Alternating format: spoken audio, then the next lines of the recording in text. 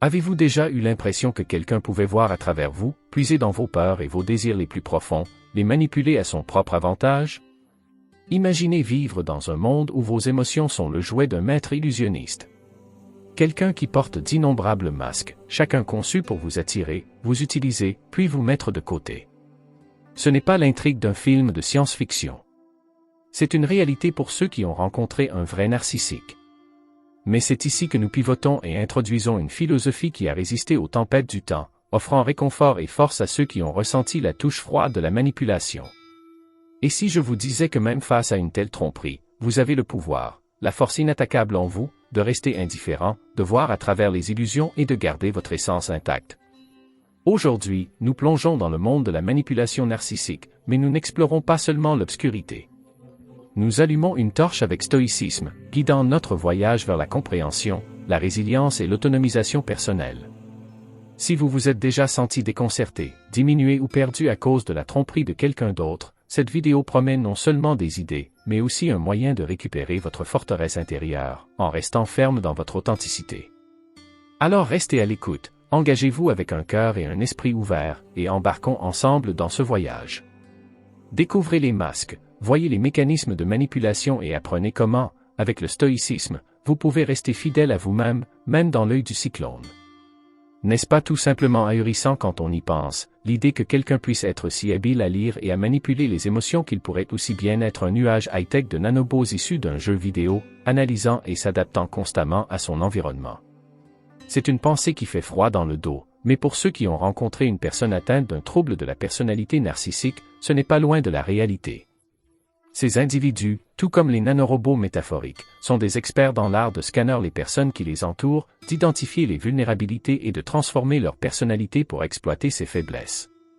Ils ne portent pas seulement un masque, ils en ont toute une collection, choisissant celui qui leur attirera l'attention et l'adoration dont ils ont besoin à un moment donné.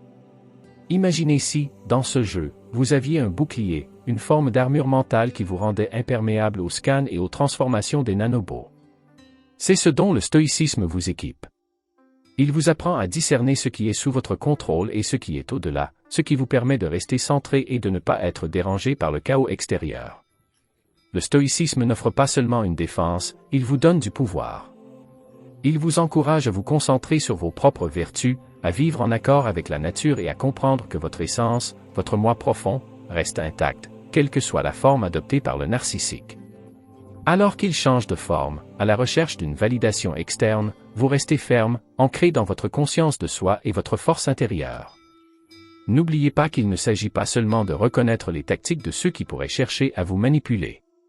Il s'agit de découvrir votre propre résilience, votre capacité de pensée rationnelle et votre capacité à maintenir votre équanimité, même face aux manipulateurs émotionnels les plus habiles. Les narcissiques, avec leur masque en constante évolution et leur quête incessante d'admiration, peuvent vous donner l'impression d'être sur un terrain instable. Il est facile de se laisser emporter par leur drame, de réagir impulsivement à leurs provocations et de perdre de vue votre propre stabilité. Mais c'est là que la sagesse du stoïcisme brille de mille feux, vous offrant un moyen de naviguer dans cet environnement tumultueux avec grâce et sang-froid. Le stoïcisme nous apprend à faire la différence entre ce que nous pouvons changer et ce que nous devons accepter. Bien que nous ne puissions pas contrôler les actions d'un narcissique ou son besoin de validation constante, nous avons le contrôle total de nos réactions, de nos émotions et de nos décisions. C'est vraiment stimulant de réaliser que personne ne peut s'infiltrer dans votre esprit ou perturber votre paix sans votre permission. Imaginez faire face à la tempête d'un comportement narcissique, non pas avec de la frustration ou de la colère, mais avec une compréhension calme. Imaginez observer leurs actions sans être pris au piège émotionnellement, répondre avec réflexion plutôt que d'être réactif. C'est ce que le stoïcisme vous équipe à faire. Il s'agit de reconnaître le chaos extérieur sans le laisser perturber votre harmonie interne. Mais le stoïcisme ne prône pas la résignation passive, loin de là. Il encourage l'engagement actif avec le monde, fondé sur la vertu et la raison. Vous ne vous contentez pas de subir le comportement du narcissique, vous le transcendez, en choisissant de ne pas le laisser dicter votre état émotionnel ou définir votre réalité. Cette approche transforme vos interactions avec un narcissique. Au lieu d'être la cible de la manipulation, vous devenez un observateur, quelqu'un qui voit à travers la façade et répond non pas par provocation, mais à partir d'un choix raisonné. Votre résilience intérieure devient votre bouclier, vos principes stoïciens l'armure qu'aucune force extérieure ne peut pénétrer. Maintenant, imaginez ceci. Vous êtes avec quelqu'un depuis des années, vous partagez des secrets, vous construisez des rêves, et puis un jour, le rideau se lève et vous voyez une vérité qui a toujours été cachée. Cette personne, votre partenaire, mène une double vie. C'est comme un rebondissement dans un film, mais c'est votre réalité. C'est une pilule difficile à avaler, n'est-ce pas? Cette personne ne faisait pas semblant d'être quelque chose qu'elle n'est pas sur un coup de tête. C'était un calcul, un acte délibéré, jour après jour, de porter un masque qui vous plaisait et qui plaisait aux autres. Ils étaient comme un caméléon, changeant de couleur pour correspondre aux attentes et aux désirs de leur public. Mais pourquoi? Qu'est-ce qui pousse quelqu'un à abandonner si complètement son vrai moi? Découvrir une trahison de cette ampleur pourrait envoyer n'importe qui dans un tourbillon d'émotions, de colère, de tristesse, de confusion. Mais c'est là que le stoïcisme brille. Il nous apprend à faire une pause, à respirer et à observer ses émotions sans être submergés par elles. Pourquoi? Parce que nous avons le pouvoir de choisir comment nous réagissons à cette tromperie. La réponse stoïcienne est de reconnaître la douleur, de comprendre la trahison, mais ensuite de s'élever au-dessus d'elle. C'est réaliser que même si nous ne pouvons pas contrôler les actions des autres, nous pouvons contrôler les nôtres. Nous pouvons choisir l'intégrité, l'honnêteté et l'authenticité. Imaginez la liberté d'accepter que la tromperie de quelqu'un d'autre n'est pas le reflet de votre valeur, mais une révélation de son caractère. Au lieu de demander « Pourquoi m'ont-ils fait ça ?», vous vous demandez ce que je peux apprendre de cela. Ce changement de perspective est stimulant. Cela vous fait passer du statut de victime des circonstances à celui d'étudiant de la vie. Et voici la belle partie. Lorsque vous adoptez cette approche stoïque, vous commencez à voir la vie différemment. Vous vous rendez compte que chacun a son chemin, ses choix et ses leçons. La décision de votre ex-partenaire de mener une double vie est son fardeau à porter, son karma à défaire. Votre chemin, cependant, est celui de la croissance, de la résilience, de l'approfondissement de votre compréhension de la nature humaine. Et dans cette nouvelle compréhension, vous trouvez la paix. Vous réalisez que vous n'êtes plus lié par les actions d'un autre. Vous êtes libre d'être vous-même, de vivre en alignement avec vos valeurs et d'aller de l'avant avec sagesse et grâce. Ce dont nous discutons en réalité, c'est de la pratique stoïque de suspendre les jugements et les réactions immédiates. Il est si facile de se laisser emporter par le tourbillon émotionnel qui accompagne la tromperie, surtout une si profonde. Mais le stoïcisme nous invite à faire une pause, à prendre du recul et à observer ces événements avec un sentiment de détachement, non pas d'indifférence, mais une sorte de clarté objective, tout en reconnaissant l'ampleur de la tromperie. Nous réaffirmons également notre engagement envers nos propres valeurs fondamentales, l'intégrité, l'authenticité et le respect de soi. Nous comprenons que ces fausses personnalités sont la façon dont le narcissique doit faire face à son propre manque de cohérence.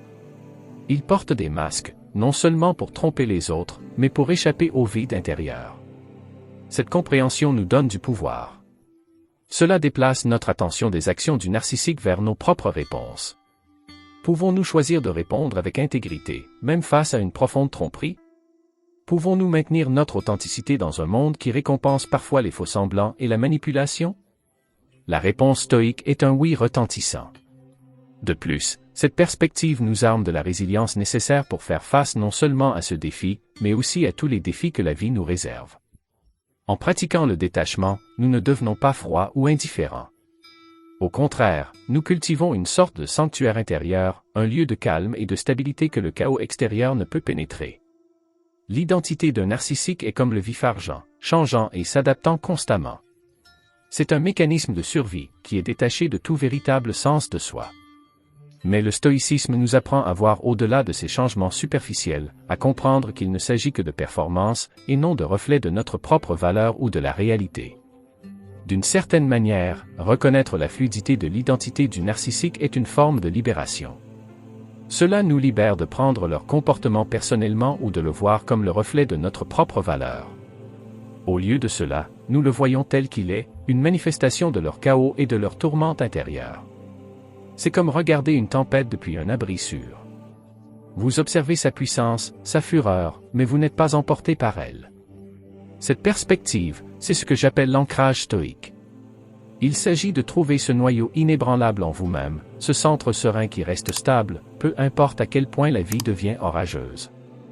Lorsque vous vous ancrez dans la sagesse stoïque, vous n'êtes pas facilement influencé par les événements extérieurs ou les comportements des autres.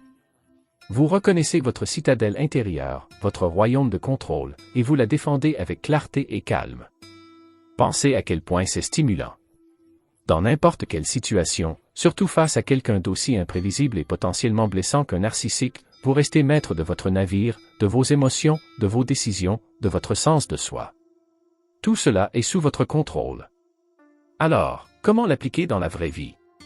Cela commence par de petites pratiques quotidiennes. Commencez par observer vos réactions aux irritations ou provocations mineures. Remarquez l'impulsion de réagir émotionnellement, puis choisissez un chemin différent. Demandez-vous ce qu'un stoïcien ferait? La réponse est souvent « observer, comprendre et lâcher prise ». Peu à peu, ces petits cabinets construisent une base de résilience et de clarté. Ils vous préparent à de plus grands défis, comme faire face aux profondes tromperies d'un narcissique. Et lorsque vous faites face à de tels défis, vous constaterez que votre formation stoïque vous a équipé des outils dont vous avez besoin pour rester calme, composé et fidèle à vous-même. Protéger notre bien-être dans le contexte des comportements narcissiques est crucial. Il s'agit de fixer des limites, de prendre soin de soi et de chercher du soutien aux besoins. Mais le stoïcisme ajoute une autre couche à cette protection. Il nous encourage à cultiver la force intérieure et la résilience. Cela ne signifie pas devenir indifférent ou émotionnellement détaché. Il s'agit plutôt de développer un noyau de stabilité et de paix que les circonstances extérieures ne peuvent ébranler. Alors que nous terminons la conversation d'aujourd'hui, je vous encourage à emporter ces idées stoïques avec vous. Réfléchissez pratiquez-les et laissez-les vous guider dans vos interactions et vos relations. N'oubliez pas que le but n'est pas de changer les autres, mais de vivre notre meilleure vie, fondée sur la sagesse, la vertu et un profond sentiment de paix. Merci de vous joindre à moi dans cette aventure aujourd'hui. Vous n'êtes pas seulement des spectateurs. Vous faites partie intégrante de ce journal stoïque, une communauté de chercheurs réfléchis et d'esprits résilients. Si cette discussion a résonné en vous, suscité la curiosité ou vous a réconforté, je vous en suis reconnaissant. Puisse la sagesse du stoïcisme vous permettre de naviguer dans les complexités de la vie avec force, clarté et un cœur serein. Jusqu'à ce que nous nous revoyions, prenez soin de vous et vivez fidèlement à vous-même, mes amis.